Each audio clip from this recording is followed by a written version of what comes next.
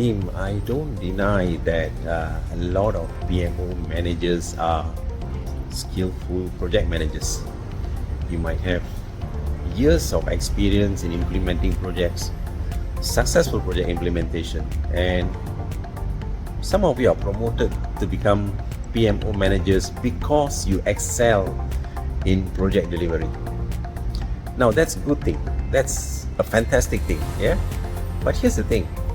Just because you are a doctor doesn't mean you are a good dentist. Yeah, a dentist is also a doctor, right? So likewise, just because you have been fantastic in delivering project doesn't mean you are good in PMO.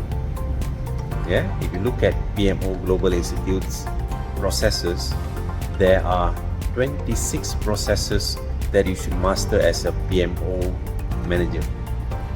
Do you know that? Here's the thing, what I notice in the industry is most of the PMO managers are promoted from their project management background, but they do not have a PMO experience. So get yourself certified in. We don't want somebody who is actually practicing PMO in the street market and becoming a PMO manager, right? Get yourself a good qualification, get yourself certified. There is CBPMO certification available through PMOGI. Get yourself certified. Be a qualified, certified professional. Yeah, before you call yourself a project PMO manager. Yeah, it's competency driven. Cheers.